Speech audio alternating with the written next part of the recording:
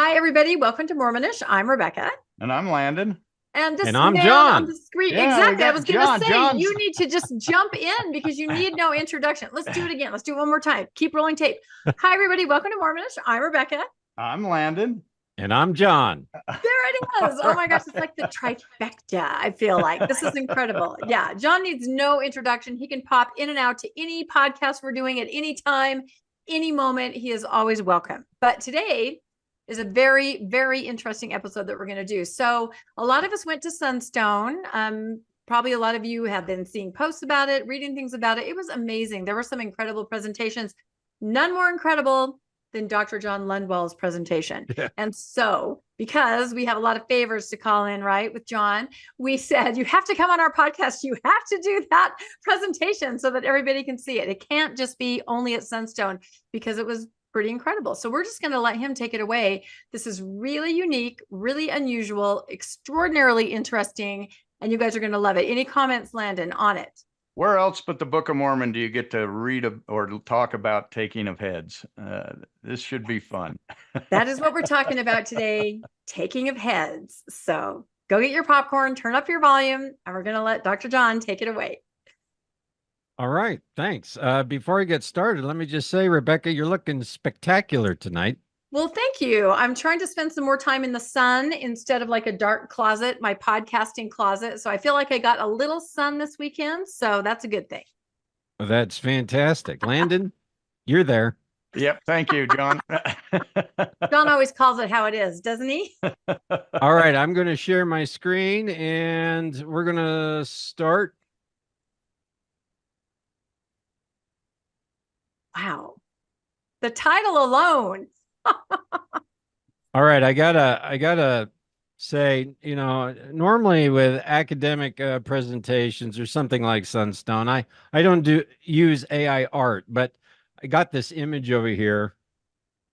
I got to pull up my that is something else. I typed in the AI generator, show me an ancient Israelite in a stone alley at night holding a sword, standing over a person lying on the pavement.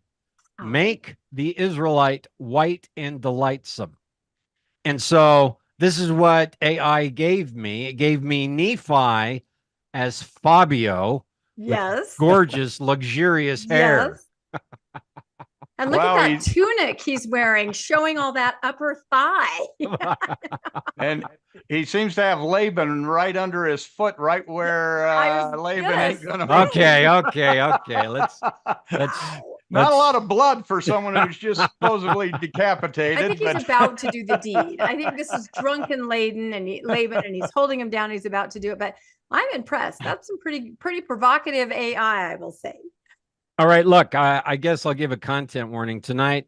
I mean, I've gone over some of this material in some of the podcasts I've done with you, Rebecca and Landon, but tonight we're going to be talking about ancient ritual, a pre-Columbian ritual in the Americas, and it's going to involve a lot of head taking. So, if people don't want to see that, I will be showing a couple mummified heads and scalps. So now's the time to turn the channel. But this all ties into the Book of Mormon and to basically the epistemologies of religion, how people practice religion. And part of the major problems of the Book of Mormon are the literate assumptions in the text. So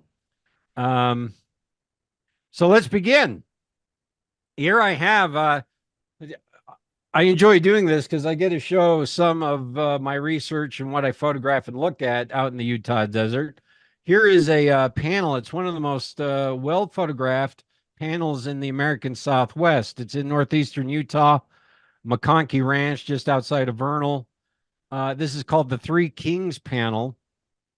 And these figures are life-size. They're a good 5 feet tall. The Fremont who carved and painted them were, about that size. And it is a very detailed panel. It's high up on a rock promontory. And it has, do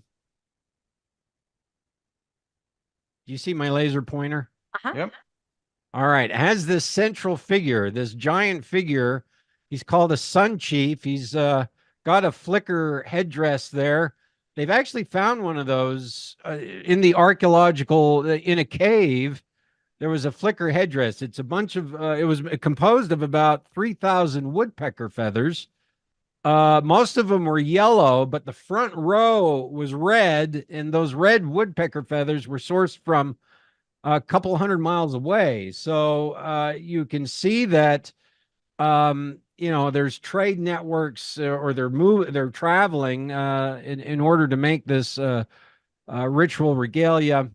This he's called a sun chief, and he holds this shield, which is a sun shield. In the literature, this panel is called a sun chief or a sun carrier.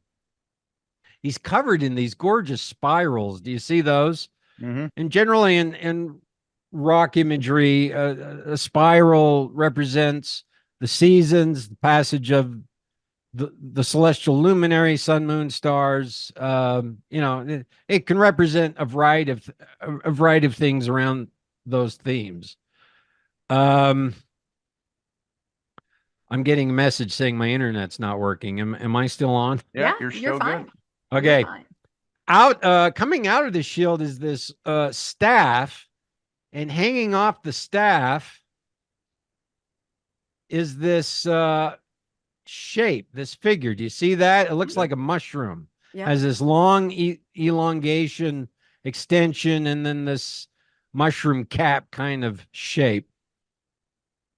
Well, over here is another divine figure. It's wearing a mask. It's got a fringed horns or extensions.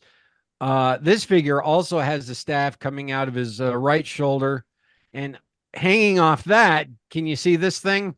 Yep. Mm-hmm.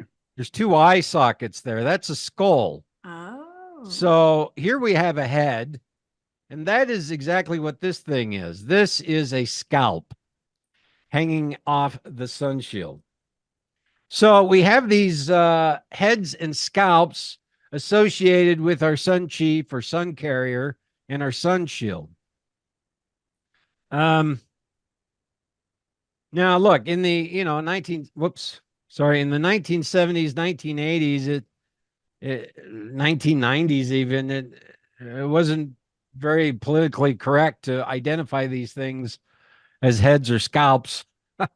But as you go through the Uinta Basin, Utah, Colorado, northeastern Utah area, you start seeing these head-taking motifs, heads and scalps, first by the dozens, then by the scores, then by the hundreds. They're carved throughout the rock art strata. And here I have a couple examples. I have this... we call him the oar-headed figure because he has this bucket cap with these oars coming out. This one we call Bigfoot because he has these huge feet. But he has a decapitated head off under his left arm. This figure here has those horns, and he's holding suspended from that little string there a decapitated head. There's that long extension. Hard to see, but there's actually red pigment coming off the bottom of this head, which means originally this was painted and carved. You see these red pigments throughout. Here's actually an upside down figure, anthropomorphic figure, upside down, painted in red. Generally, that represents death. You can see his oar extensions are painted. Well, here's more examples. These heads often have this crying eye motif. Do you see the tears coming out of the eyes here? Yep. It's very common. In fact, this figure also has a crying eye motif. We'll talk about that in a second, but the head produces tears, and those tears are analogous to, eventually it becomes analogous to rain. And so, this figure here isn't holding a head. He's holding a stone knife and this little object that has these knobs on it. And that is most likely a scalp stretcher. So he's still related to head taking. You can see his eyes also have the crying eye motif. Is the elongated area like the neck or? Yeah, so that is going to be the neck, viscera, or spine Okay. of the deceased. Okay. The human body produces liquids, the tears, semen, or the vaginal area, but the top of the spine actually contains a pocket of liquid, which they would have well been aware of. The head itself is being basically sustained by this liquid, right? So they're analogizing this to the cycles of nature. We'll get into it. All right, so we're back at this Three Kings panel. Here it is, high on this rock promontory. There's the rock imagery, and it's by this large crack. They would climb up the back. It's a steep, not particularly easy ascent, but they would walk through here, walk up on this ledge, and that's where they carved and painted their figures. Lots has been written on it because of the detail of it, of the size of it, of the particular location of it. But until our team, the Utah Cultural Astronomy Project, showed up, no one had ever done something rather simple. And actually, I did this a year ago when I was there. I asked myself, will the sun ever rise in this crack right here through the stone?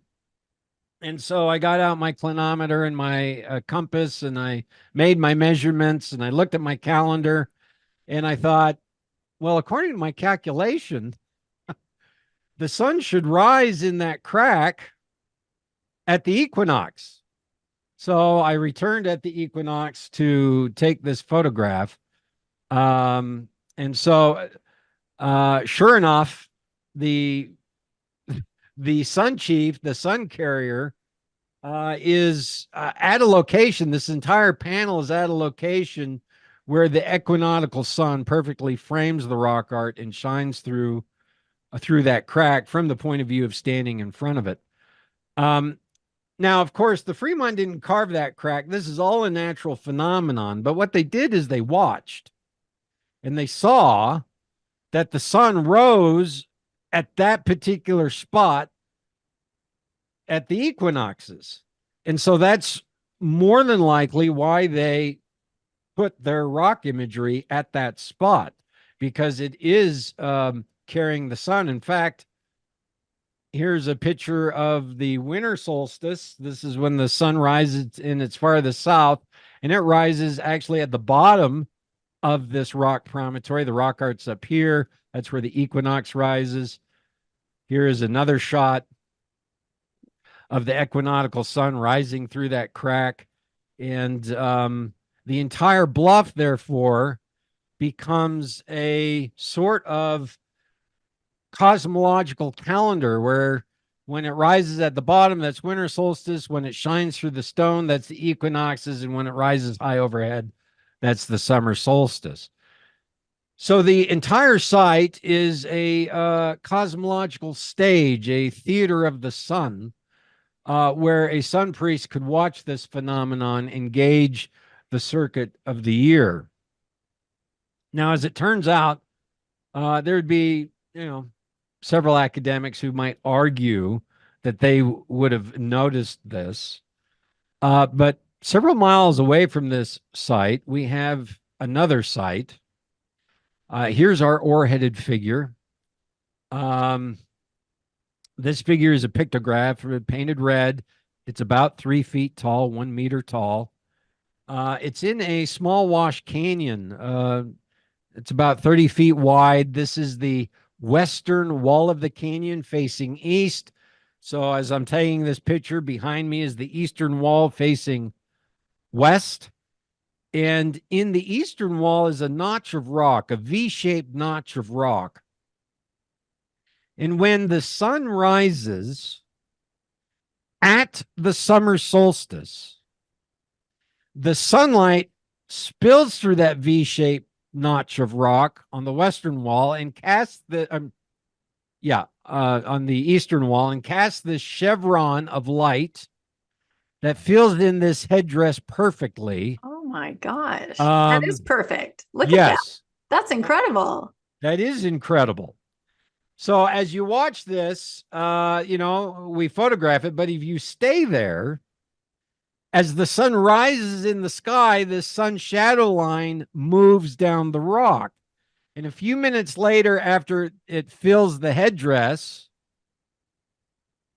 it wraps his curved staff.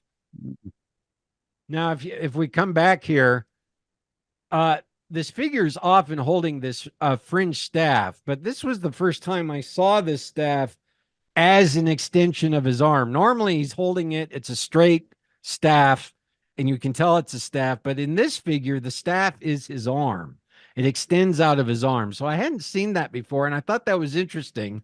But as I watched the sunrise at summer solstice, I realized, well, they've painted this figure to catch this chevron of light in his headdress, but as the sun shadow line moves down, it wraps his curved staff.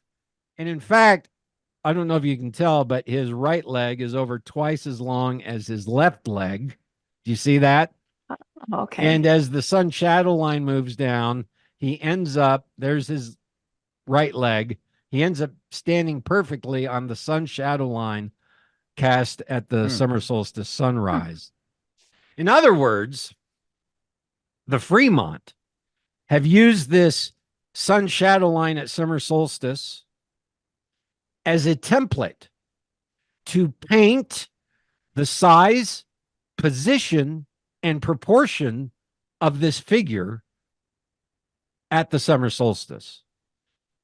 So why would they do that? I mean, that's pretty amazing.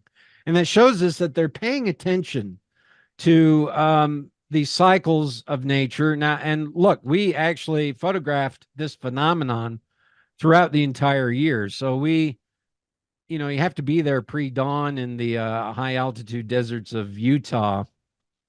And so we photographed it every day, 30 days before the solstice, because that gives us 60 days of data, 30 days before, 30 days after. But then we photographed it cross-quarter days, equinoxes, winter solstice, and days in between. So we have a year-long photographic record of the sun shadow line. And this phenomenon that I just showed you, filling in the headdress, wrapping the staff, standing on the sun shadow line, that only happens at summer solstice. 7 days a year, 3 days before the solstice, 3 days after that. Beyond that, the alignment doesn't happen. So this is literally painted on the rock to catch the summer solstice sun. And what is happening is the summer solstice sun is actually cosmicizing that image. It is imbuing it with divine power at the summer solstice. And so it becomes a living, breathing image at the summer solstice when it is cosmicized by that sun shadow line. We lost Rebecca. Are we good? Oh, yeah. Yep, we're good. Well, after a year of photographing it, it took me a while to see it. It actually took me a year to see it because I was there for a year photographing it.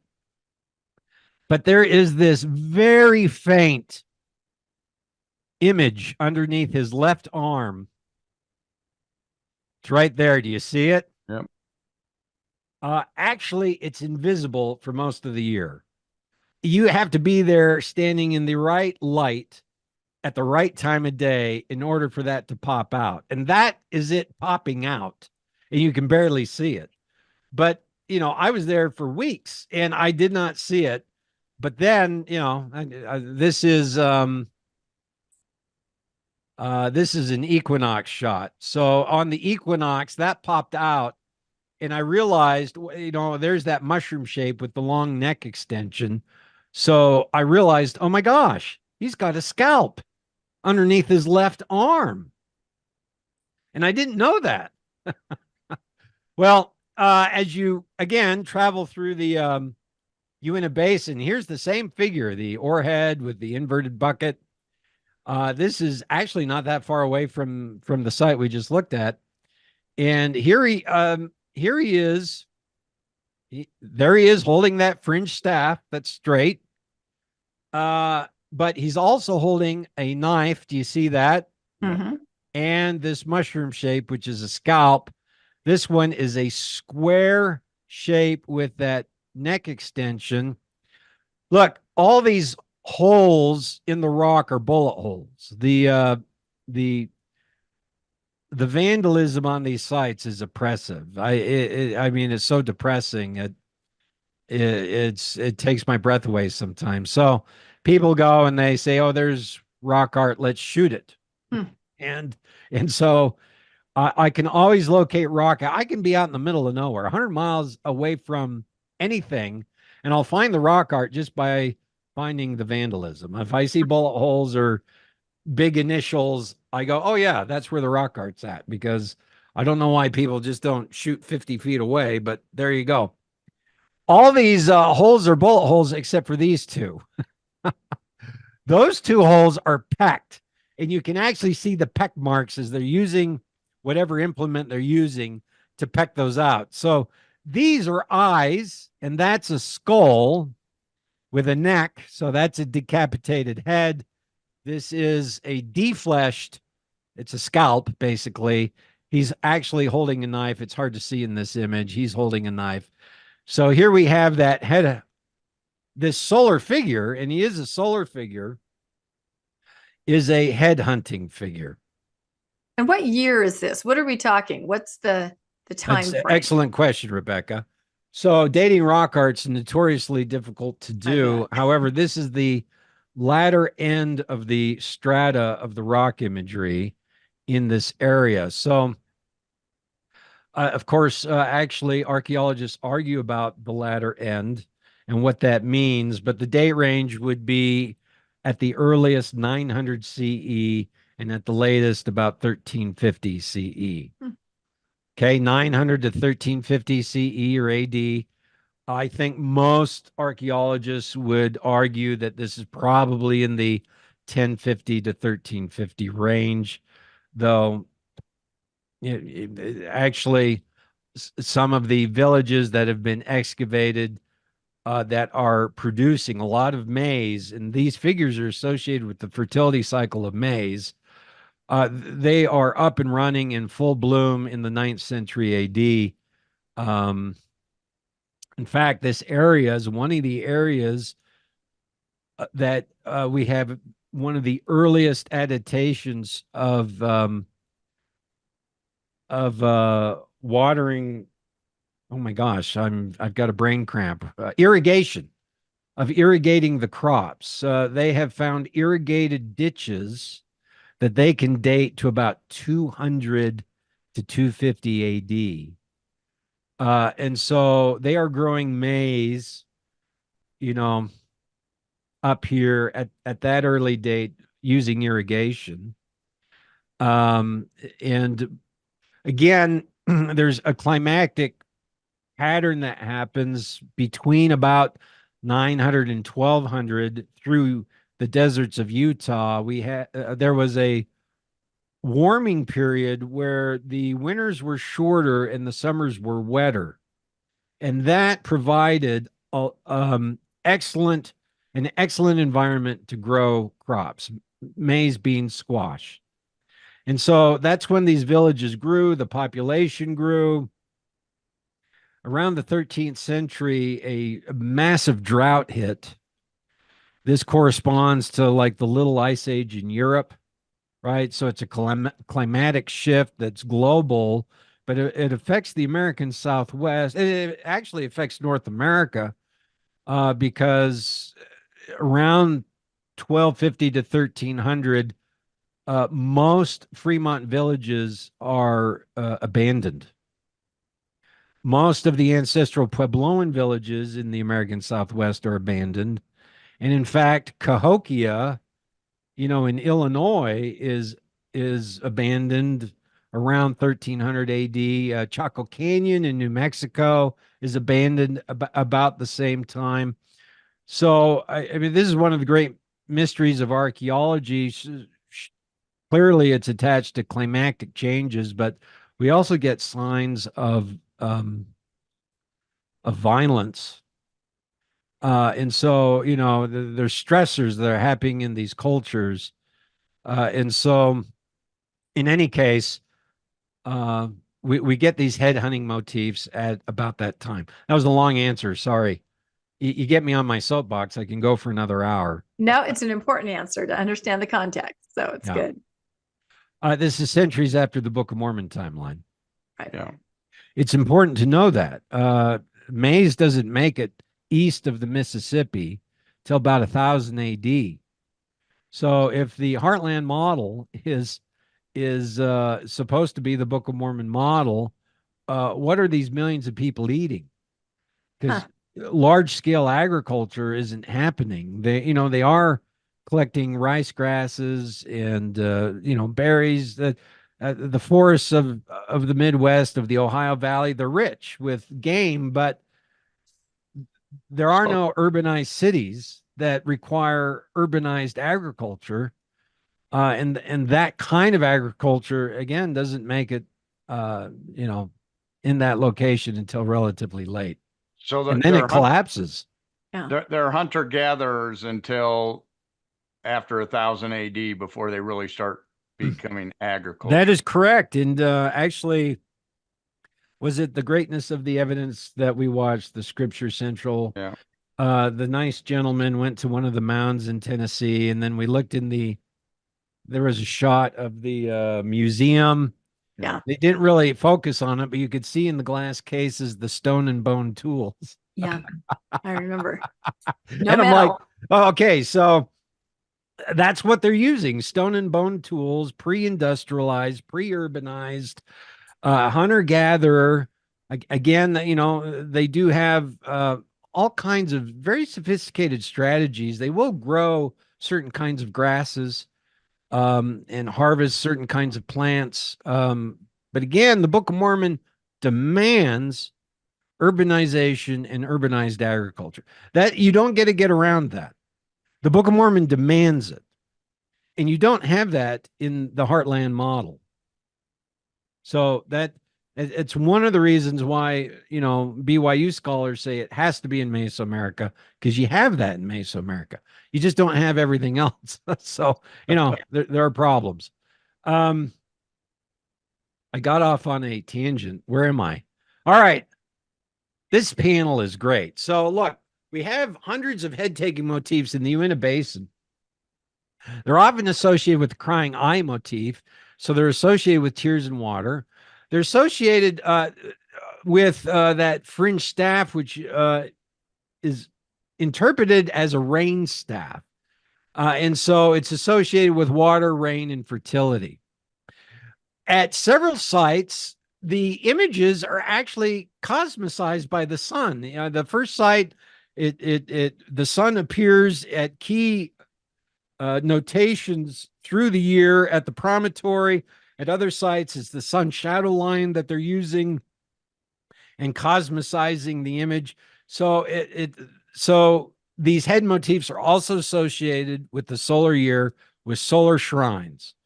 And here is a really interesting image. I don't know. Here's the humanoid torso. Do you see that? He's got an arm and he's holding a stone knife. Oh, and okay. do you see his head?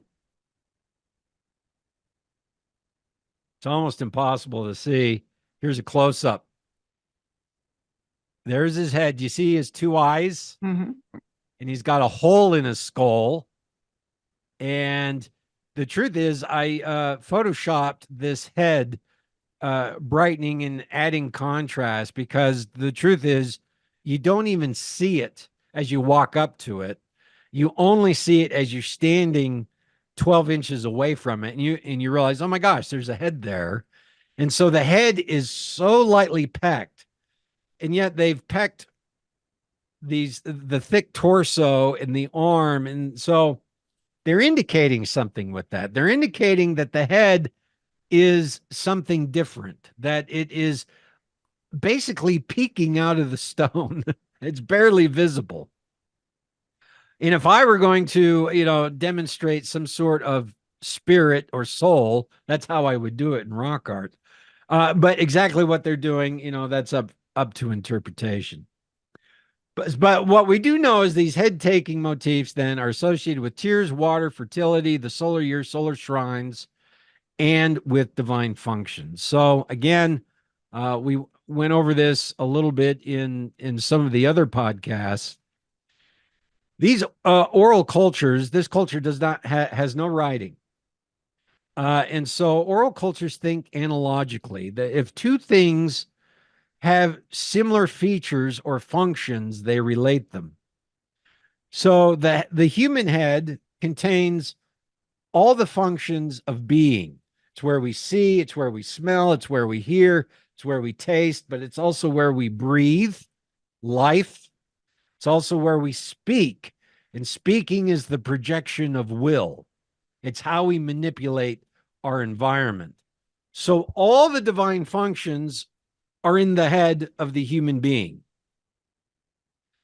Now, also, when a woman gives birth, the first thing that happens is her water breaks. So water pours from the womb, and the first thing that appears out of the womb is what? A head. So water precedes the head. And of course, when the baby is born, the first thing it does most of the time is cries, and the head produces water.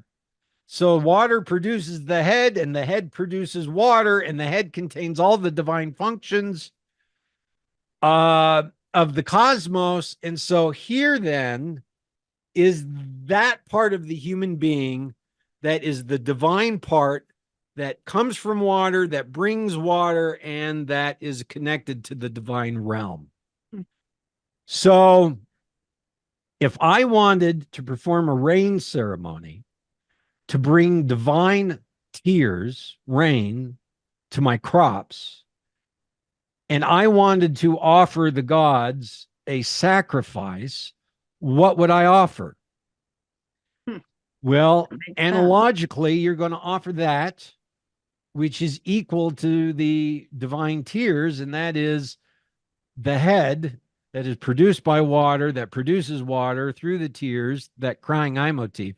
And so it's an analogical trade where these people are offering heads in exchange for the divine eats, the divine substance of the cosmos rain.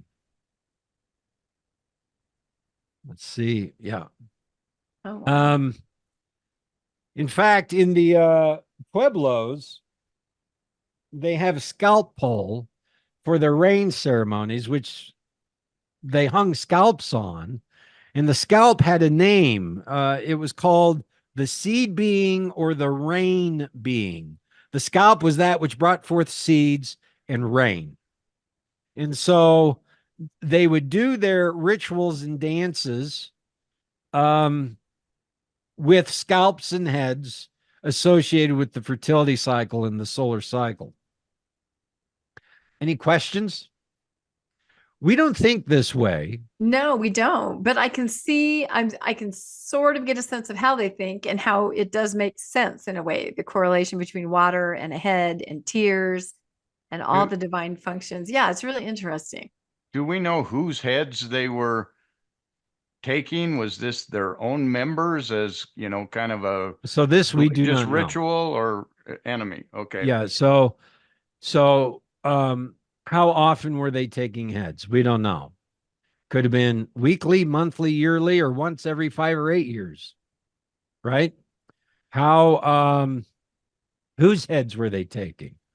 Well, in urbanized Central America and Mexico, they were actually, the picture's complicated because even royalty would sometimes be the human sacrifice. And so the people within the community would be the sacrifice, but very often it was the people outside of the community. They would go and take, they would go and take prisoners for sacrifices. So the picture's complicated.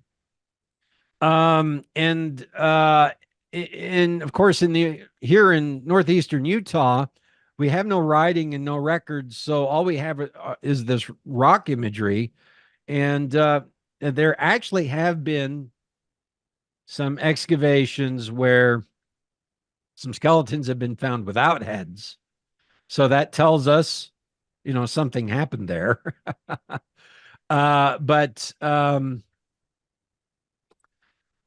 lot of those questions remain unanswered. All right. So how far back does this go? And where does this go? This head taking? Well, it turns out head taking is actually ubiquitous around the world. You'll find this kind of thing happening in, many ancient cultures all around the globe over thousands of years. But here I have two examples from South America.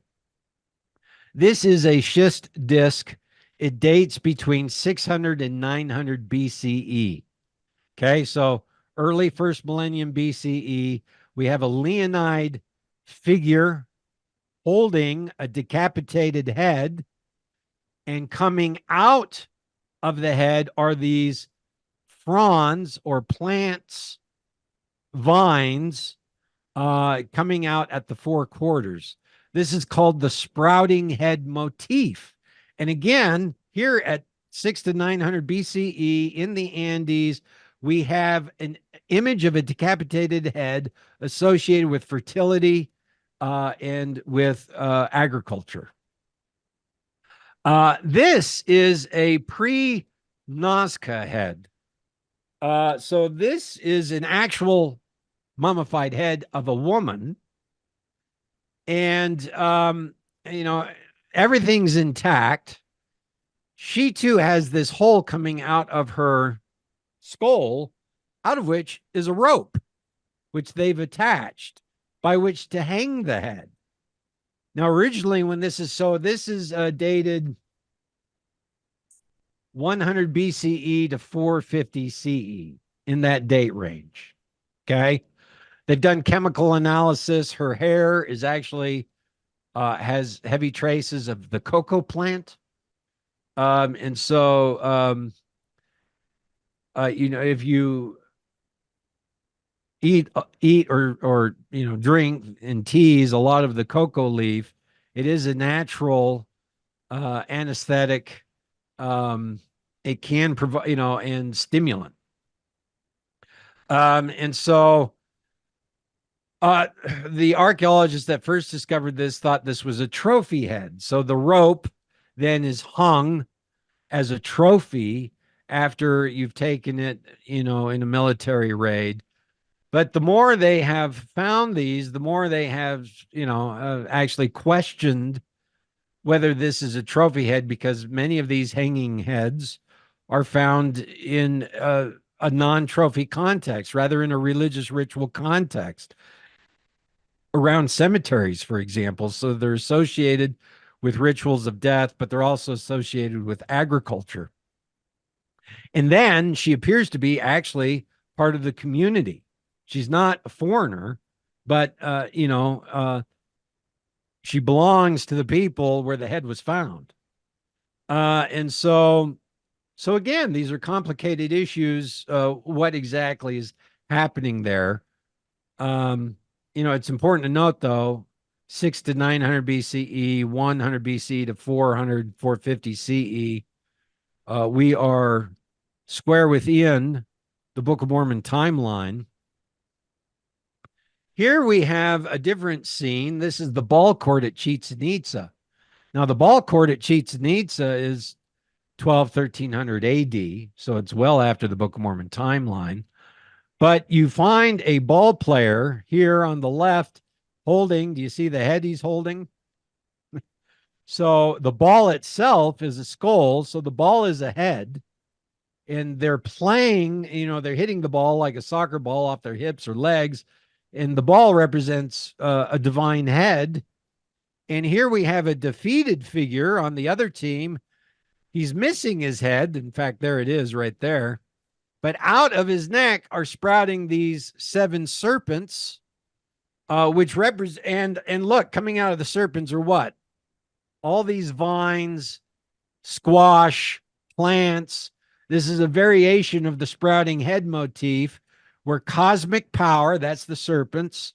The serpent is an image of cosmic power. It lives in trees, swims through the river, and soaks up the sun. So and then it sheds its skin. So it's this image of cosmic, it exists in all three realms: underworld, midworld, upper world, and is this resurrecting motif. And so it is a image of cosmic power that also produces fertility and agriculture. So the missing head then is producing this kind of power into the culture, into the world. I share that because even though this is a late date, here we have an Olmec stela found in, this is near La Venta, Mexico. And look, he's got the 7 serpents coming out of his head, just like this guy. But this stela is dated to, again, 600 to 900 BCE. So this is a very long time cultural thing, over hundreds of years, over a wide area. Many centuries, South America and Central America, and in North America. Our next slide is going to show that. And so over, for the purposes of this discussion, over the entire Book of Mormon timeline. Okay. This is 6 to 900 BCE. The Peruvian example, 6 to 900 BCE. We have images of, most of it does disappear, but we do have images of the sprouting head motif in various contexts through the early first millennium BCE.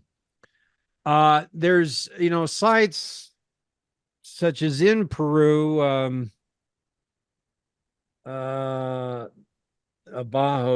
Bajo. That temple there is 1600 BCE. And it shows a lot of headless, but actually the people have been cut into pieces. There's arms, there's feet, there's hearts, and there's heads. And again, no writing. So it's hard to tell what the context of that is, if it's showing some sort of military action or the power of the state, or if it's religious or both. But definitely by the first millennium BCE, we have head taking as a important and natural component of a religious cosmovision that allows for the continuation of the cosmos and the agricultural cycle. Okay? This is embedded into their moral framework. And no infant baptism, right? They're not worried about that. No infant baptism. No Jesus stelas, no crucifixions, no destruction of city stelas, but we have this. You don't get around that, and that is actually absolutely necessary. You have, if there is a ancient Nephite civilization that's monotheistic-ish, that exists for 1,000 years, constituted by millions of people. By Mormon and Moroni, if you read the Book of Mormon text, it tells us that the people had grown so numerous, they were more than the sands of the sea, and that buildings covered every square inch of the land. The text tells us this, right? From north to south, east to west, buildings cover everywhere, and there are millions of people. With various worshiping. But by the way, they're still reading Isaiah at the end of the Book of Mormon. And so, oh my goodness. So you've got to be finding Isaiah texts in the archaeological record, because that is fundamental to the religious cosmovision. But when you look at the archaeological record, this is what you see. You see a lot of other things, but I'm focusing on the head taking for a reason, because I'm going to compare that to the head taking scenes in the Book of Mormon here in a little bit. So you're saying this does relate Yeah, I have I bored you? No, I No, find this this is fascinating. No, it's absolutely fascinating. It's like, fascinating. what the heck I are just we see watching? people going, what's this got to do with the Book of Mormon? Well, we're getting there. No, everybody knows that Dr. John shows us what is really there. And then it's up to you to kind of have a little spark in your brain and say, wait a minute, if this is what's there, and they're trying to tell me that that is what was there, Isaiah, infant baptism, there's a problem. The epistemological models are so different that so they want to hide behind it was all destroyed by the Lamanites. This is a false argument. Yeah. Again, you're going with millions of people, you're going to produce millions of texts. If 99% of it disappears, you're going to have tens of thousands of examples. I should be finding Reformed Egyptian, Hebrew, monotheism scriptures, again, Art depicting art. Metal plate. Yes. Again, with Ideals. 99% of it gone, but what has happened is 101% of it is missing. And this is unforgivable and unallowable. You don't get to do that. History doesn't work that way, right?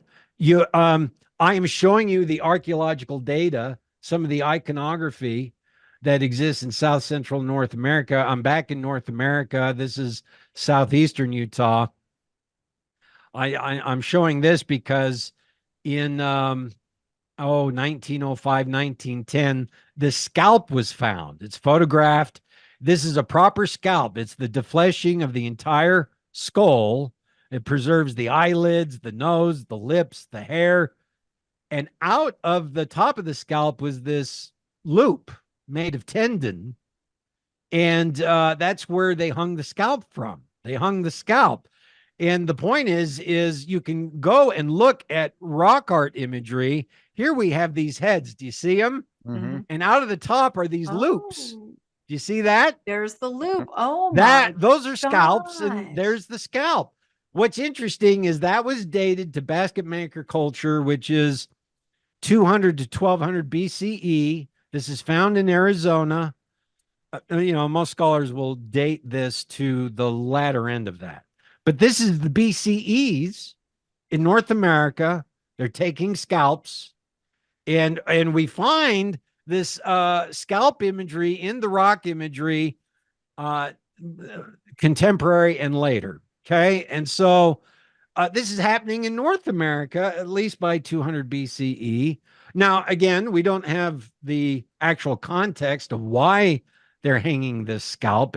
Is it fertility? Is it a trophy scalp? We don't know. But we do know that they're doing this. And we can track it through the rock art imagery. I just keep thinking about how Nephi, Lehi, and his family were supposed to go to a land where nobody was, where they'd be safe, right? Away from all the troubles in Jerusalem. And if this is what they came out on, that's a lot of trouble. Well, look, yeah, there are thousands of tribes, millions of people over South Central North America. And so the Book of Mormon quickly becomes a cell phone in the hands of Abraham Lincoln. There's no referent for it in the archaeological, anthropological, linguistic, or DNA evidence. Which is why the church says that they won't say where it happened, because it doesn't fit anywhere. And it's unallowable.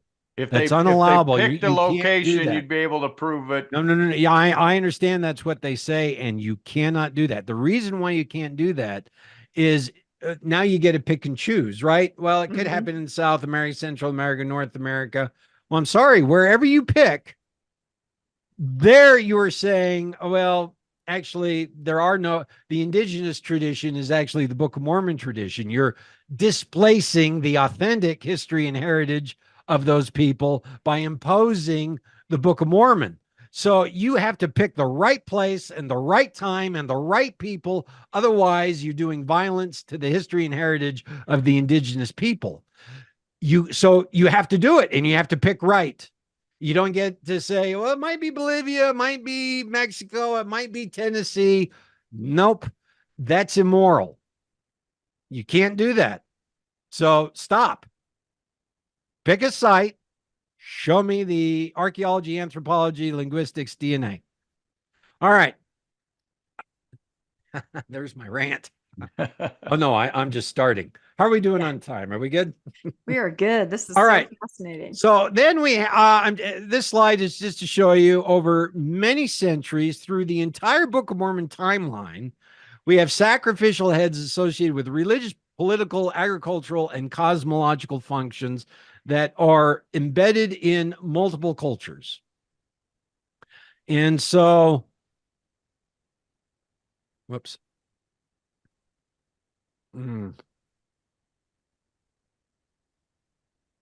Again, just real quickly, I'm not going to spend a lot of time with this. We do have one account it's a religious creation account called the Popol Vuh. I've gone over parts of this on your podcast before. It's a Mayan creation account. It's probably written in the 1550s. And what it is the account we have is a phonetic recitation of an oral performance. So even with writing, the Maya tradition was the oral tradition all the way until European contact. The sacred text of the Popol Vuh was not a text. It was a dance. It was a ritual. It was a cosmological scenario.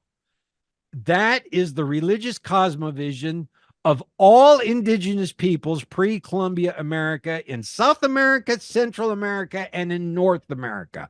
There is no text-based religiosity happening anywhere pre-Columbian contact. And by the way, might I add, there were literate Mayan scribes, and their writing served the oral tradition. But after European contact, within one generation, those literate scribes were reading and writing Spanish. Right? They picked it up in one generation. So why am I bringing that up? Because repeatedly I hear the Nephites had this writing system, but no one else had it. The Lamanites didn't have it, despite the fact that the Book of Mormon tells us that the Lamanites were taught the same writing system. But the point is, if within one generation, the memory keepers of the Lamanites would be writing in Nephite writing. So you got to show me the writing. You got to show me the literacy. You got to show me the Hebrew and the Reformed Egyptian, because that's what they're writing in. And you can't. And you don't get around that. I mean, this is, it's my favorite phrase, a death blow to the historical claims of the Book of Mormon, period. All right. Again, this is a quote from Dennis Tedlock about the Mayan creation account. If the ancient Popol Vuh was like the surviving hieroglyphic books, which is depicted here, it contains systematic accounts of cycles and astronomical and earthly events that served as a complex navigation system for those who wish to see and move beyond the present. If the authors of the alphabetic Popol Vuh had transposed the ancient Popol Vuh directly on a glyph-by-glyph basis, they might have produced a text that would have made little sense to anyone but a fully trained diviner and performer. What they did instead was to quote what readers of the ancient book would say when they gave long performances telling the full story that lay behind the charts, pictures, and plot outlines of the ancient book. I forget which episode I did with you guys, but I went over the opening salvo of the pyramid text. You remember that? I do. Baboon's anus, baboon's anus. Yeah, one of my Who can favorite forget the episodes. baboon's anus? It's very hard. It sticks with you. And then I compared that to the Popol Vuh. Yeah. And I'm just showing that literal translations of these ancient texts will not get us anything close to the religion or cosmology contained in the Book of Mormon. Nothing. And so Again, the BYU scholars say it's not heartland because we have urbanization and writing in Central America. But you go to Central America, and the writing you find is like the pyramid texts. It serves the oral tradition. It makes no sense to anyone except someone who's a complete trained diviner and performer. These texts are astronomical largely. They're watching the position of the sun, moon, and stars, how it relates to the agricultural cycle, the growing cycle, the migration of birds and animals, and the political cycle. Even the politics are intermeshed with this. And so the religion is this vast astrological agricultural system that is demonstrated in very indecipherable glyphs, and we only know about it because there were a few surviving Mayan priests who gave us a Spanish transliteration. So I really am not going to go into this, but again, the opening of the Popol Vuh has there's the first four human beings, and they are created by the gods, and they have God sight. They're able to see the future. They're able to see the past.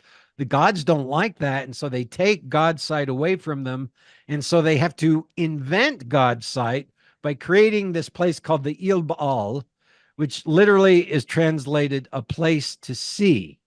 It is this place to see that is the book called the Popol Vuh, which means council mat.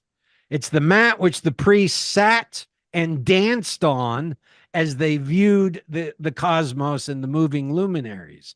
So literally, the religion of the Mayan priests is a cosmological dance. Okay?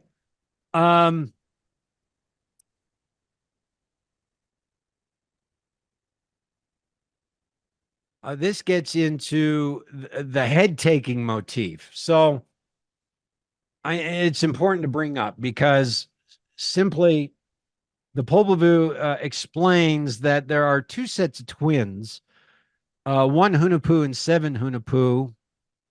They go to the underworld and they're killed by the underworld gods, which are the gods of death, and no one survives the gods of death. And one Hunahpu's head is placed in a calabash tree. The calabash fruit looks like a skull. And Blood Moon, which is the moon, walks by, and the head spits in her hand, and she becomes pregnant. And she gives birth to the next set of hero twins, Hunahpu and Shubalenki. And they repeat the cycle of 1 and 7 Hunahpu. They go to the underworld, but they have the help of their ancestors, and so they are able to outsmart the gods of death and bring life back into the world. All of this centers around the ball game and head taking, and so we have that motif embedded in the Popol Vuh, this sacred text and dance of the Mayan tradition. I bring that up because we have ball courts. We have ball courts dating to the middle of the second millennium BCE. Now, we don't have writing back then. So are they taking heads in these ball courts 1600 BCE? Well, we don't know, but we have ball courts very early, and they spread. You can really determine the cosmovision of Mesoamerica by following the construction of the ball courts. The ball courts actually emerge into North America. You find ball courts in southern North America, and so probably with that comes ritual head taking. All right, let's make a transition. That's a closer up view of your AI right there. Look at that. Let's talk about the Book of Mormon. Why did we go over this? Well, because I thought it was fun, and I want to show a lot of my photographs. That's right. It was amazing. If nobody understands what you do, Dr. John, I hope they're getting a sense of it because you are a fascinating person. Yep. Well, my therapist says otherwise, but we won't talk about that. I'll have you talk to my attorney. All right. So I am showing that this head-taking motif is ubiquitous, prolific. It exists in the Americas through the entire timeline of the Book of Mormon. What do we find when we open the Book of Mormon? Surprisingly, we have 2 head-taking scenes in the Book of Mormon. I'm like, oh, wow, that's interesting. What's it going to tell me? Are the heads going to bring rain? Is it going to start the agricultural cycle? Do they do a war around the heads for a political cycle? What are we going to see? Well, here I have Nephi as Fabio with luxurious hair. That is some hair. Landon, I think, is trying to grow his hair out. I'm trying that. Yeah, I want to be the Nephi look. Trying to get the Nephi look. That's right. Landon, I love you, brother, but let me give you the number to my therapist. And attorney. Hey, I love your hair, Landon. You look fantastic. Well, thank you. All right. So let's read the first head-taking motif found in the Book of Mormon. It's 1 Nephi chapter 4. Do I need to set up the scene? All right. Let me set up the scene. You might want to. We actually have an increasing number of never Mormons that watch Mormonish, which is amazing. We're so happy that you do. So sometimes we do need to give a little context instead of assuming everybody knows. All right. So Lehi leaves Jerusalem. Actually, page 1, chapter 1, 1 Nephi. Lehi has a vision. Jesus is standing there, anachronism.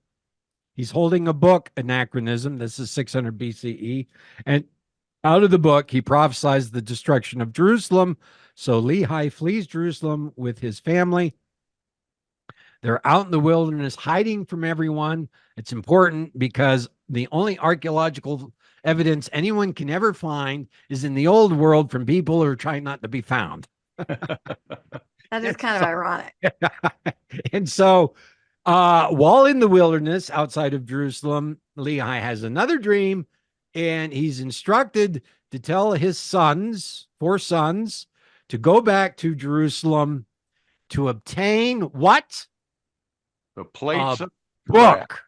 Yeah. The plates of brass, which we are told contained the 5 books of Moses, anachronism, the genealogy of Lehi through the line of Joseph, all the writings of the prophets. So it contains all the records of the Old Testament plus additional records, Zenoch, right? So these plates of brass are going to have how many words are in the Old Testament? I don't have that at the top of my head. It's like 900,000. It's going to give or take. These are going to be heavy plates. Yeah.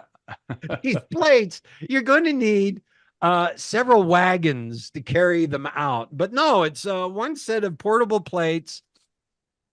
And why do they have to go obtain this? I mean, again, this is a death blow because the text tells us we must get these plates or else we cannot live our religion.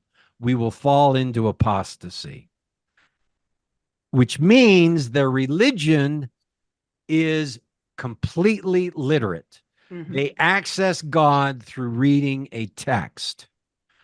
Now, that does not exist in 600 BCE in Jerusalem.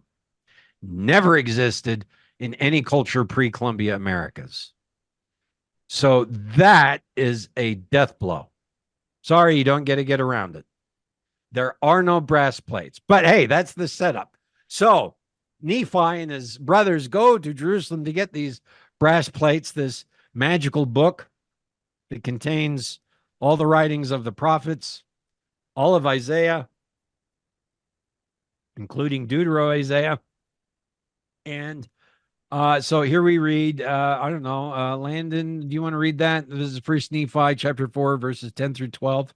Sure. And it came to pass that I was constrained by the Spirit that I should kill Laban. But I said in my heart, never at any time have I shed the blood of man. And I shrunk and would that I might not slay him. And the Spirit said unto me again, behold, the Lord hath delivered him into thy hands. Yea, and I also knew that he had sought to take away mine own life.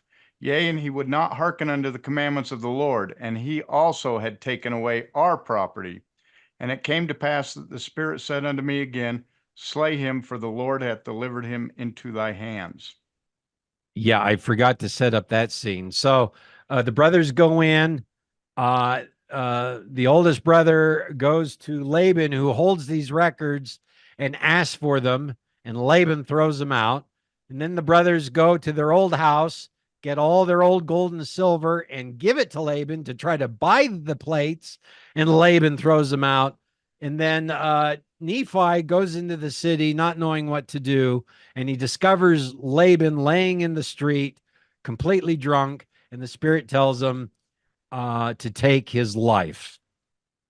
And so in the next verses, Rebecca, can you read that? Mm-hmm. I sure can. This is verse 15 of First Nephi chapter 4, 15 through 17. Yea, and I also thought that they would not keep the commandments of the Lord according to the law of Moses, save they should have the law. And I also knew that the law was engraven upon the plates of brass. And again, I knew that the Lord had delivered Laban into my hands for this cause, that I might obtain the records according to his commandments. All right. The entire basis of the religious structure of Nephi and Lehi is in a text. They needed the law of Moses, but specifically, they needed the law of Moses in a written text. And again, the text tells us if they didn't have that, they would turn to savagery. They needed the book in order to keep the law of Yahweh. Actually, it's the law of Jesus, because it's Jesus throughout the entire text. So, and so what does Nephi do? He cuts the head off Laban. Here's our decapitation scene. He takes the armor off of Laban and puts it on himself, and takes the sword of Laban, and he goes into the treasury where the records are kept, and he pretends to be Laban. We have no idea where all the blood went. Apparently, he didn't get on any of the Armor. costuming. Yep. Right. And apparently Laban looks very much like Nephi. Nephi, of course, is supposed to be a young teenager in the story. And so, look, there's a lot of problems just with the setup, right? That he goes in pretending to be Laban after he cuts off the head. Well, this is our head-taking motif, and it all centers around a text, a book. You need the book in order to live the law. Now, here's the thing. Priests of the Israelites were living elements of the law of Moses without a text, and they could remember all of it. They remembered it in a dance. They remembered it in a ritual at the sacrificial altar where they offered sacrifices. And might I add, human sacrifices. Many of the northern tribes, according to the text of the Old Testament book, the Hebrew Bible, practiced not only sacrifices, but human sacrifices. So they offered sacrifices with their dances, with their hymns, with their psalms, all without a text. You kept the law without a text, because for thousands of years, that's what every culture did, right? The person writing the Book of Mormon is unaware of that. They have a completely literate bias of history. They think that in order to live the law of God, you must have a written text. And so throughout the Book of Mormon, we're constantly told to search the scriptures, to read the scriptures, to read Isaiah, to cite from the scriptures, and every prophet does so. And this is all completely anachronistic. And so I've just spent an hour showing you head-taking motifs in the Americas, and now I'm showing you the first head-taking motif in the Book of Mormon, and it serves a completely different purpose and function. This head serves a text. You have to have the text. If you don't have the text, you can't live the religion, despite the fact that in all the other examples that taking the head was the religion. Well, I got to testify right now, John, because you've just been talking about the heads bringing the rain, and it is pouring outside right now. Can you hear that at all, Can you John? hear the thunder? The I rain don't. and thunder are so loud, I can hardly hear you. Can you hear that? Oh my! I hope that No, we everything have blocks it out. had It's a crazy. series of thunderstorms in Utah that have been, I mean, I had that last week. Yeah, It actually damaged the roof. this is what I'm feeling like. It's like pounding through the window. This is crazy. Oh, well, it Must makes be it a the very heads. spooky episode. I love it. All right. Wow. Oh my goodness. You are getting very proficient with your AI, John. These look amazing. Yes, this is my second AI image of the second head-taking motif in the Book of Mormon, because it turns out it begins with a head-taking motif and it ends with a head-taking motif. Actually, this is out of the Book of Ether. Now, again, to set that up, the Book of Ether is the Jaredites. And when do the Jaredites live? Actually, After the Tower before of the Babel. Nephites. Yeah, 3500 BC or something like that. Yeah. Well, yeah, Tower of Babel, 2300 BCE, according to traditional timelines, all the way until the Lehi gets there to 600 BCE. So the Book of Ether covers, what, 1500 years plus more of history. If you actually track the generations, that book does not work at all, given the timeline. But the very end of the book, there's this great final battle, which mimics the great final battle of the Nephites. And there is the last king named Coriantumr, and he faces off against his last final enemy named Shiz. I like that name, by the way. I mean, some of these names are kind of cool. If I get a dog, I might name it Shiz. I feel like you should. I feel like It'd be Joseph Smith was kind of obsessed with a Shih Tzu. That's it. No, I feel like Joseph Smith was kind of obsessed with the letter Z. There are so many of his names that end in Z or start there are with some Z. Z's. The aren't planet there? Zip, the white Nephite Zelf. I mean, they often in the Book of Mormon come in, they come right next to each other. He starts saying names and then they become almost phonetically repetitive. And so anyway, neither here nor there. But here we have the last battle, the last two people of the Jaredite civilization, Coriantumr and Shiz. And Landon, will you read that? This is Ether chapter 15, verses 30 through 34. Yeah, this is some of my favorite verses from when I was in. You got the war cutting off heads. Yep, here we go. And it came to pass that when Coriantumr had leaned upon his sword, that he rested a little, he smote off the head of Shiz. And it came to pass that after he had smitten off the head of Shiz, that Shiz raised up on his hands and fell. And after that he had struggled for breath, he died. And it came to pass that Coriantumr fell to the earth and became as if he had no life.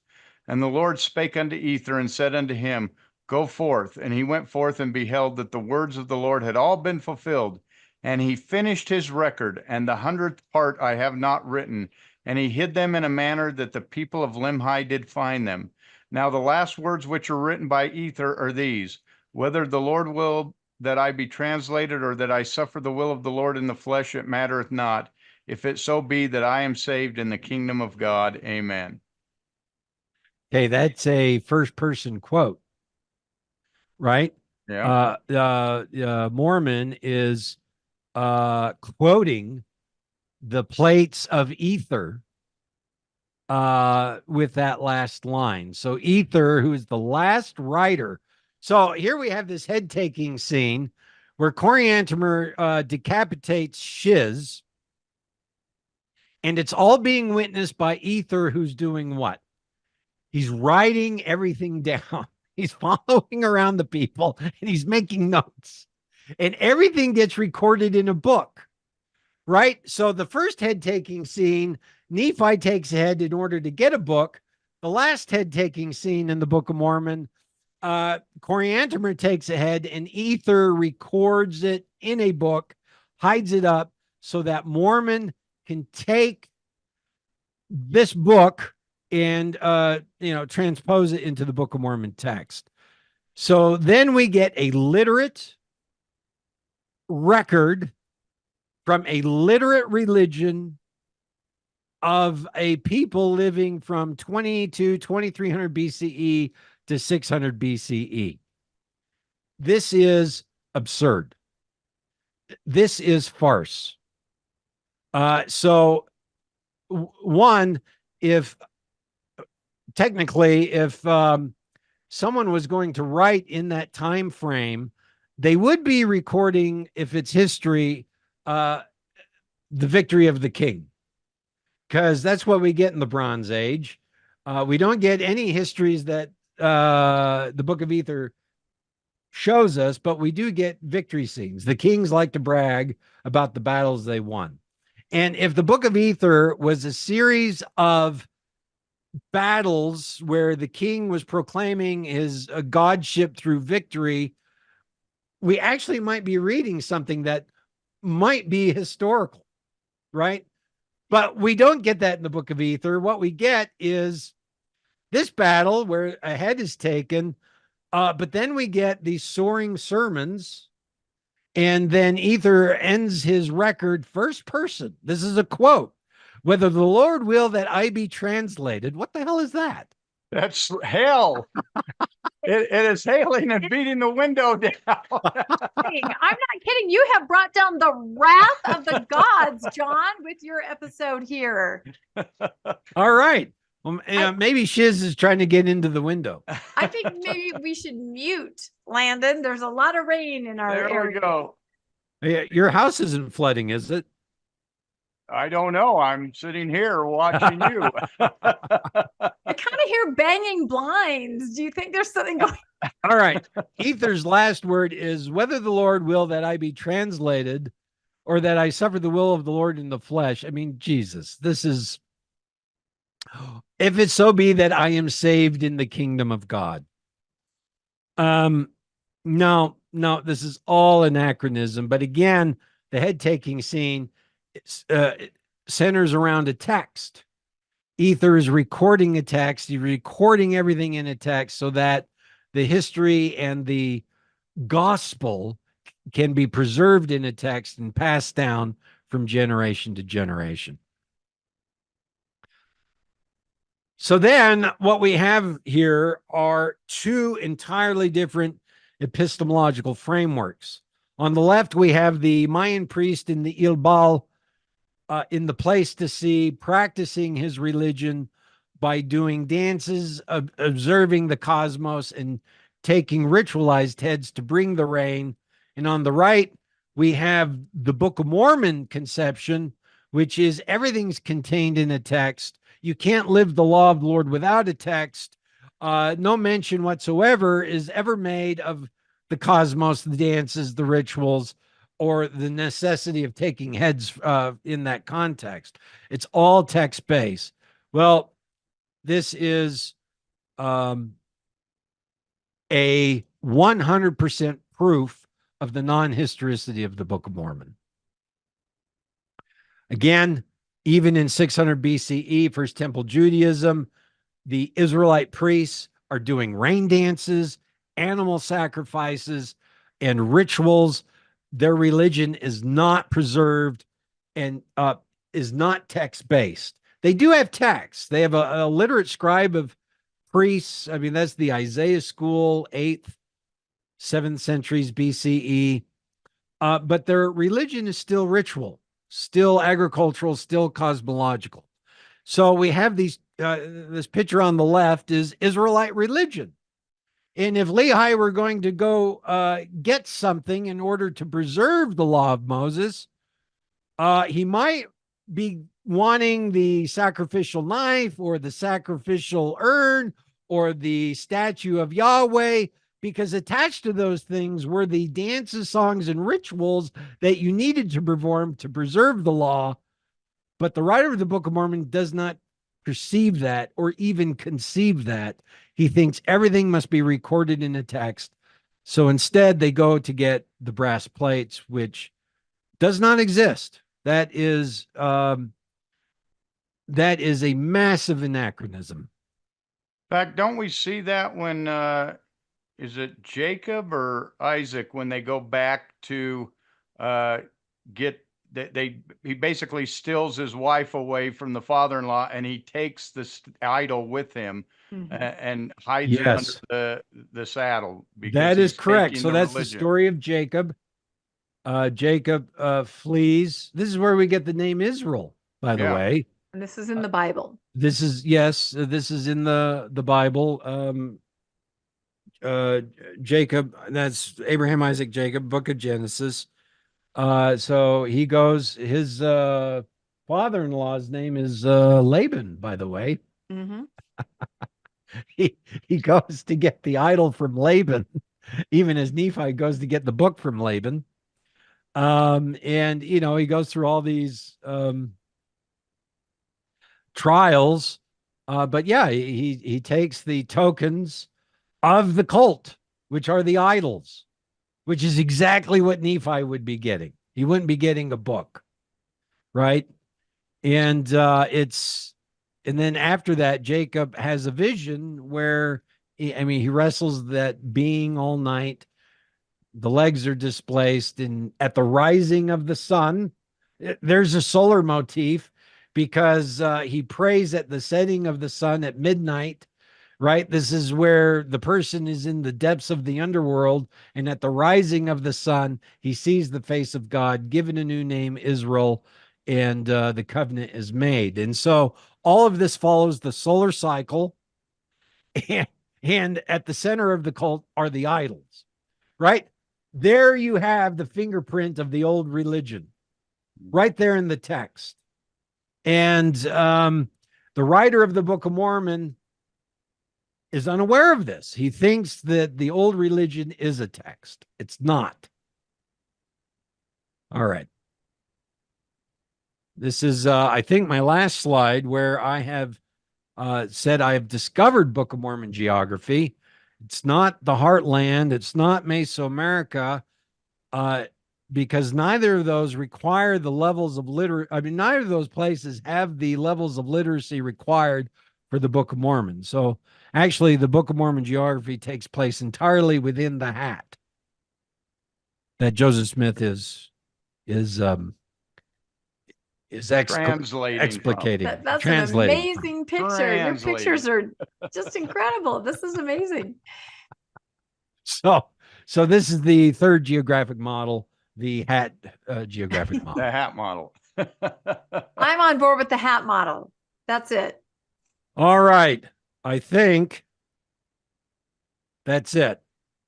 No questions, comments, observations. One thing you didn't mention is, we got that book that we found at Moon's bookstore, where they go through and show all the temples and the motifs, and they show the Jesus this motifs. Is Jesus right here on his temples.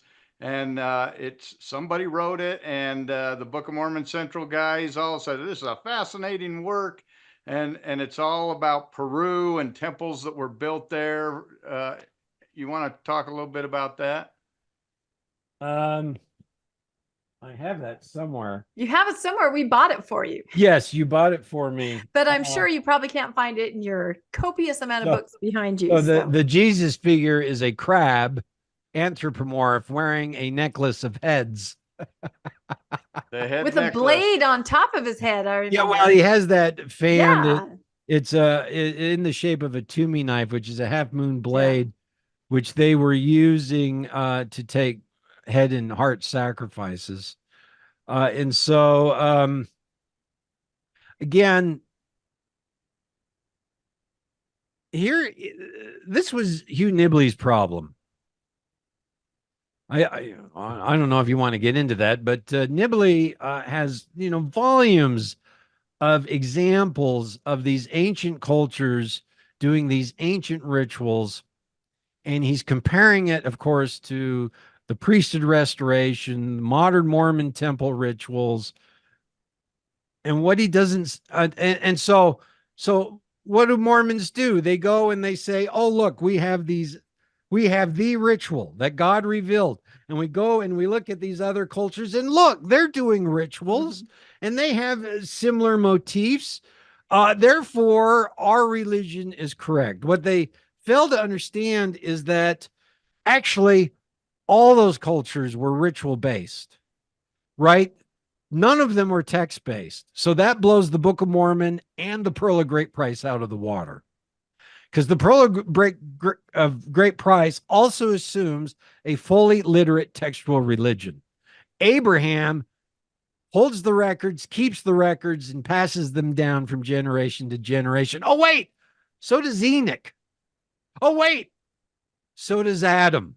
That's all in the Pearl of Great Price. Adam, the priesthood of Adam, is writing. He teaches the children how to read and write so that they can keep the law of the Lord. Right? Oh my gosh. Wrong. So the Pearl of Great Price is a massive anachronism. But what Hugh Nibley was doing is saying, look at all these rituals. Well, of course, because they're all ritual based. And look, if you have 1,000 ritual motifs, you can find 3 or 4 that match what Mormonism has. Unfortunately, that's incorrect methodology. You have to look at the other 996 motifs. And what do you find? Well, no, you find a crab god wearing a necklace of heads. Oh, but the woman at the bookstore, she pointed to the picture. She said, this is Jesus. Can't you see his robe? Here he is. Sure enough, in that book, they showed a figure with the arm raised to the square and another arm sort of in this ritual motif that you can compare to, the hand and arm gestures in the Mormon temple ritual. But again, what they don't tell you is that motif is actually on that temple that I talked about with all the cut off arms, legs, hands, and heads. And so here they're showing this temple ritual, but they omit that right next to it are these decapitated heads. Don't need to worry about that. Just don't even think about that. That represents the final destruction of the Nephites, John. That's it. There's always an explanation. It all fits. It has to fit. That's the problem. You can always do that. Sure enough, right? So you can always do that, but that's I'll never win the argument when the goalposts are always being moved so that they can succeed. But that's not my goal. My goal is truth. So if you're going to show me that motif, okay, what's its context? What's its archaeological, anthropological, temporal, ritual context, linguistic context? Show me that. Oh, look, all of this is a proof against your assertion. So this was Nibley's problem, is he cherry-picked all these traditions to reinforce the mono-Mormon theory. But as you start digging down into those traditions, almost all of it falls apart. So that's what I like book. about this is you showed how science works. You're looking at these pictures of these heads, which people could argue, well, that's not a head. Someone could say that. But you're sitting there looking at the head and you're saying, if these are heads, we should find heads with loops in them. And lo and behold, we find heads with loops on them, Yes. just like what was depicted. You should find what is predicted. Therefore, when we read the Book of Mormon and it says that they had, weapons of steel, we should find weapons of steel. We should find texts that they say that there were texts. We should find Jesus motifs all over in the art. That's what we should find, because that's what, in your case, the rock art's telling us we should find these heads. In their case, the text is telling us we should find these other things. Yours, you found it. This one we can't, the Book of Mormon, which has far more things that we should be finding, we're finding nothing. It's it's inescapable. I mean, the whole just the horse bones, right? So there the article of the Pleistocene horse and disarticulated strata belongs to a mini horse, right? And they say, here's proof that there's horses in the Americas during the timeline of the Book of Mormon. I'm sorry, the horses are pulling chariots that are pulling kings. You should see that iconography in the stelas, murals, stone, pottery, textiles of wherever that's happening. You have to find that, because it will be there. And even if 99% of it disappears, you're still going to find it, because the kings do the most writing, do the most mural work, do the most artwork, because they want to be remembered the longest. So again, nothing, zero, zip, zilch, point after point, steel. I was just actually reading the Book of Mormon. Don't make fun of me. I was reading the Book of Mormon the other day. We all read it way more than yeah. we used to as faithful members. We all do. And I noticed, I'm trying to remember, it was a battle that took place around 100 BCE, and the guy was using the sword of Laban in the battle. I'm like, wait a second, that's a 500-year-old sword, and he's using the sword of Laban in the battle. What is going on there? It's comic book stuff. I'm not kidding. If you read it like that, it's like a big old comic book. But I'll never forget, we had Thomas Murphy on, brilliant, wonderful Thomas. And we said, well, we were talking about Book of Mormon evidences. And we said, what would it look like if Nephites and Lamanites weren't real and didn't exist? And he goes, pretty much like it looks right now. I mean, meaning that is what the evidence supports. That is what is the natural conclusion from what you can find right now, not this other. I don't know how long the church can keep hiding. The expiration date has happened. It's happened. So the Book of Mormon is unequivocally non-historical. So, well, they recently did a survey where they said, they sent it out to members, and of course all of us looked at it and took it, and it said something like, how would you feel if the Book of Mormon were not historical but more, figurative? I mean, that was one of the kind of questions, sort of. I mean, it wasn't said exactly like that, but you could see what they were alluding to. But as you've talked about before, that's impossible. It must be historical. It has to be. Standard of proof for the Book of Mormon is its historicity. Mm-hmm. There has to be an angel holding gold plates, recording a 2,000-year history of peoples. Because if there isn't that, then if Moroni doesn't exist, then Peter, James, and John the Baptist doesn't exist, which means there are no priesthood keys, which means what are these guys doing? Yeah, natural conclusion. Yep, the standard of proof is its historicity. Now, I promise you, they have excommunicated everyone who has shown that it's not historical, all the way up into the point where it's now everyone admits it's not historical, and then they'll just shift. Yeah. They'll just shift and say, okay, it's allegorical. Yeah. It's scripture because it's inspired, so yeah, that's where they're going. I wouldn't be surprised other things are changing so fast, like the shortened endowment that just happened, and all kinds of things are changing. Just, This is a completely like, different church than one I grew up in Yeah. in I the think we all 70s say and that. 80s. Yeah. I don't, and in another 10, 20 years, what is it going to look like? Yeah. I don't know. All I know is that the Book of Mormon is not historical, and it must be in order for the truth claims of the church to have any chance of holding up, and it's not. So, eventually that truth will sink in, and I think it is. It's slow, but you know, the problem that the church has is tipping points. It's slow, hemorrhaging, slow, drip, drip, drip, until you hit a tipping point, and then it all collapses. Yeah, I don't know when that'll be or what that will look like, but if truth wins, that will happen. Absolutely. I think that's true. Let me ask you this question. How do people see Hugh Nibley today? I mean, I was just spending a whole bunch of time cleaning out my mom's storage units. She passed away. She has multiple copies of every single one of his books. She spent her whole life studying and reading Nibley. That's all she would do.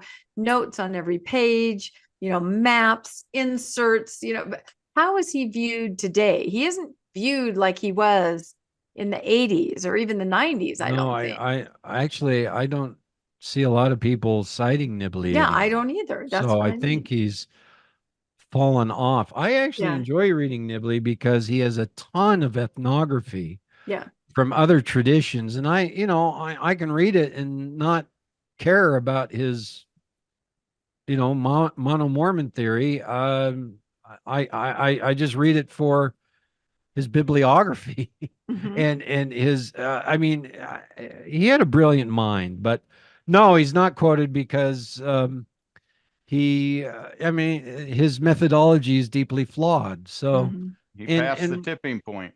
Yeah.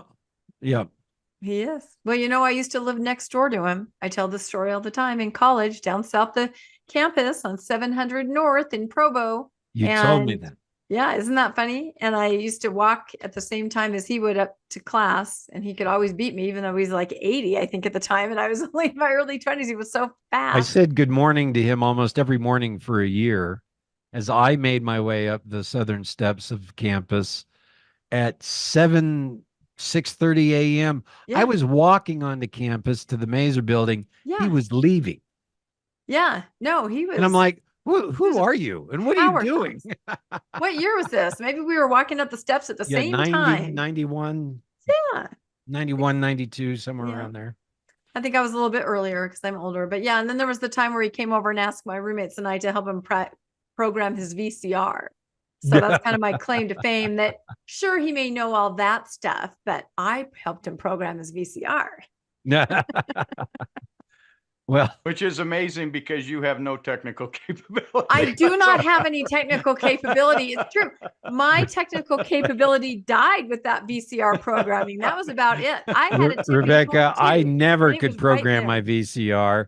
I wouldn't know how to program a VCR. You would have to save me with the VCR. No, my roommate knew more than I did. I just kind of went along for, moral support. And his wife was really nice and really friendly. But I'm telling you, and I've told the story before, my bedroom window looking out faced his back of his house and his attic study where the light was always on. And you could see kind of shadows and like a desk. I'm sure he did a lot of study up there. And one night, I'm not kidding, I didn't dream this, I saw some men carrying what looked like sort of a sarcophagus, like a giant something, up the stairs in the back and into that bedroom. So I don't know what he was doing, some kind of research, but it was very mysterious. And I didn't really understand who he was. It could have been Alvin. They might have been doing some research on the Alvin factor, but my other experience with Hugh Nibley is just, my parents just voraciously reading everything he wrote. Growing up in Washington State, they would drag me down to BYU to conferences, where he was speaking. I mean, they just ate it up. They loved the mysteries. They loved all of that. I had the grandparents that went on the church tours, the Mayan tours where they'd take them to the pyramids and say, look, here's Jesus, crab head hunting, blade wearing Jesus. So, I mean, I was immersed in it as a kid and I believed it because it was really exciting. It was really, really attractive, I think, to some of us of a certain age. And there was no internet. We couldn't check anything. All we knew is the slides. My grandparents, they'd go on their trips and they'd come home and they'd have their slides and we'd all gather around and they'd slideshow and popcorn. I mean, it was fantastic and fascinating. And it was all about the church, Nibley was an intellectual tour de force. Yeah. He's probably the most brilliant man I've ever met. On this point, highly intelligent, but intelligence has to be directed. Yes. And he directed his intelligence into his mono-Mormon theory. So a highly intelligent person doesn't mean they're right. It means that they can create the most sophisticated arguments for their position, whether they are right or wrong. That's why you don't want intellectuals running the country, because most of them are wrong, but they're very smart in convincing you that they're not. That is an excellent point. This is truth. So Nibley, he is the smartest guy I've ever met. I went to his lectures. I talked to him in the mornings. I read his entire collected works. And at the same time, I mean, he reminds me of Joseph Campbell. This is one of my personal heroes. I read many of Joseph Campbell's books out of his special collections. I was reading his notes in the margins of all his personal books. The guy also was an intellectual tour de force, and he directed his intellect into his monomyth theory. Nibley directed it into his mono-Mormon theory. And, they're highly intelligent people. That doesn't mean they're right. And in fact, on many points, they're incorrect. And so ultimately, Nibley's methodology fails at many levels. I still enjoy reading Nibley, because he writes a lot my mom's more books. There's like 500 of them. Yeah, I know exactly. It's probably your collection. Oh, let me see. Oh my gosh. Yep. So here's one of my Nibley books. Yeah, you and my mom. I wish you see all the post-it notes. Yeah. Yep, that's what I'm dealing with my mom's collection. It is just, and you don't know. Do you pull the notes out and then get rid of the book? Do you save the notes? I don't know what to do. But there's, boy, you guys are peas in a pod just right there. So, but I feel like Nibley, he had this place in the history of the church in the 70s and 80s and 90s where he kind of fed the need of these. Like my parents, highly intelligent, highly inquisitive. They weren't getting exactly what they needed with their run-of-the-mill sacrament reading talks and Sunday school lessons. Then there's Nibley, right? And all of that in this incredible world, this mysterious, sophisticated, scientific world. And I think it's what certain members needed to stay in. It's what I needed. It's what sustained me through the 90s. But, here's the thing. Nibley's great because he put the Book of Mormon on the academic table. Mm-hmm.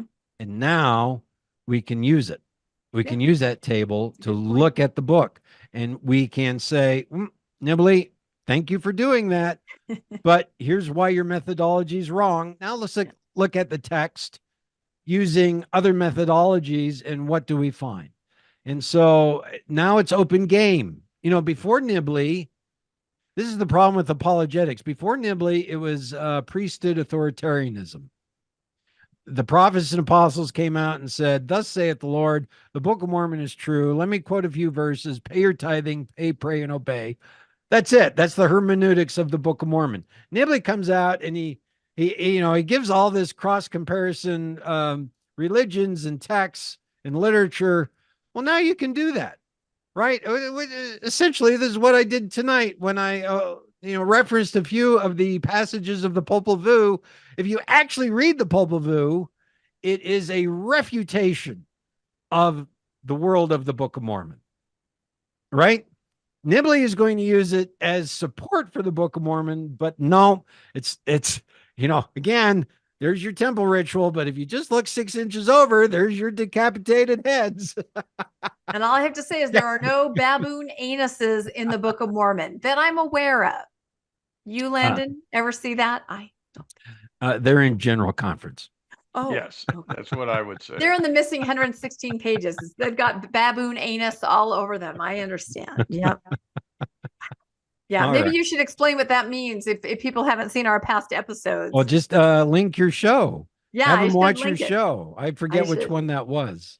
Yeah, Yeah, I but do that was too. the name of a great king, right? Or No, it was the imagery as you entered the temple, the Egyptian temple. The Pyramid of Unas. Pyramid. yes, the yeah. Pyramid of Unas. Yeah, That's it's right. a sky door, probably Orion, right? It's an astronomical reference.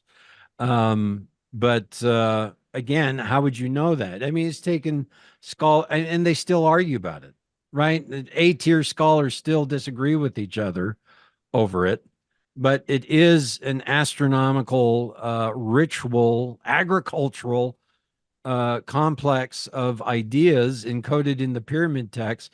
They're repeating the cycles of nature because they're analogizing that with the soul. If the crop can be reborn every year, so can the human soul. So I am going to incorporate all the rituals and cosmology of the agriculture into my afterlife ritual, and I will grow, I will resurrect, just like the wheat with its pale visage from the graves, right? So that's what they're doing. And so, but it's all recorded in this mythological, cosmological language that is not like the Book of Mormon. I mean, the Book of Mormon is 40% Christian sermon. It is. How do you I know. That's why I keep talking about infant baptism. To me, that Yes. says No, it well, all. you're I right, mean, how Rebecca. ludicrous. So, okay, one last question. I know we're getting to the end here. So, what do you think the future of the Book of Mormon is? I mean, within the next 5 years, what happens with it? So much has changed already about the way people look at it. They're putting out these surveys saying, well, what if we said maybe it was more allegorical? I mean, what do you think is going to happen? Or what needs to happen? I think in the next 5 years, it will be shown to be inarguably non-historical. That's my prediction. I mean, we've already done that on your show, but I think in the next 5 years, the rising generation of Mormons will know that. We'll just know it. It'll And just be a given. if you take out the historicity of the Book of Mormon, you've chopped off the head of the church. And there it is. The final metaphor. That's right. You will have decapitated. Yeah. You know, it's hard to say because the thing with corruption is it's chameleon and malleable. So, I know. We probably can't even imagine what's going to happen next. Honestly, no, you're right. listen, if I'm sitting on a stack of $150 billion and I know the Book of Mormon isn't true and I don't have a single priesthood key, what do? Well, you make up a new MacGuffin. Yeah. There you go. No, you're not You wrong. shift. You thus saith the Lord, a new revelation. Yeah. Right. They'll do whatever they Have to do to protect the billions. Yeah. What they won't do is repent. I know that because I have 200 years of history of them not doing that. And they've had every opportunity, every year to do that, but they never do it.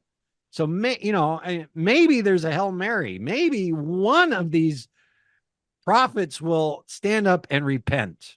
And to do that, you'll have to disband the church. But he'll be a prophet. Other than that, let's just eat the popcorn and watch the circus and, see what happens. Yeah. Well, it won't be the next prophet. I don't think he'll be the one to A apologize. much shorter temple endowment, much shorter temple garments. Yeah. But still authoritarian. Yeah. Drek telling you have to pay, pray, and obey. Yeah. And all the handbook changes that just came out. There's a lot of not great things in there too. So, and it's easy to make changes when you have membership that will want to and need to go along with any change and believe anything. If you want to keep your paradigm, you'll be on board with anything. You're not going to question it. You're just throw me a bone. Anything I can hang my hat on. Oh, it's an allegory. Great. God gave him an allegory. Perfect. I can buy that, and you don't think it through any of the other Look, ramifications. there are a lot of TBM. Hey, I have a lot of friends and family that are TBM Mormons. I don't mean to make light of them. Not. They are, this is their religious cosmovision, right? So what's going to happen is it's not their grandkids' religious cosmovision. And that generation there, with a non-historical Book of Mormon, with all that's come out, this is why the church is making its pivots. But every 2 steps it takes forward, it falls 3 steps behind. Yeah, that is kind of unfortunate. Exactly. So anyway. All right. Well, we've covered a lot, and who knew we would spend like 20 minutes talking about Hugh Nibley. I love that because it's such an interesting topic, and I don't hear him discussed enough because he's really pivotal in everything that happened over the last decades in the church. So, all right. Please comment. Let us know what you think about Taking Heads, Hugh Nibley, the rise and fall of the Book of Mormon, and the thunderstorm that we were podcasting in the middle of. If you could hear that, if you could even hear us talk through the hail hitting the window. I don't know if you could. So please like and subscribe to Mormonish Podcast. And if you'd like to be made aware of when new podcasts come out, you can hit that notification bell. If you would like to help financially support the podcast, we have links in the show notes to Donor Box for our 501(c), and we 100% absolutely appreciate each and every one of you that does make any kind of donation. It means so much to us, and it absolutely helps us be able to continue to bring you content about baboon anuses, right? Should I say that? No, to have the wonderful Dr. John Lundwall on, because he's incredible and his insights are just out of this world. Every time we have him on, we're just left thinking, going, I hadn't really thought about that before. So yeah, he's incredible. If you would like to purchase any Mormonish merch, we also have links to that in the show notes. And once again, thank you, John, so much for being on again. Thank you, Landon, for co-hosting, and we will say goodbye only briefly, just briefly, from Mormonish Podcast. We'll be back soon. Thanks, everybody. Bye-bye. Good night.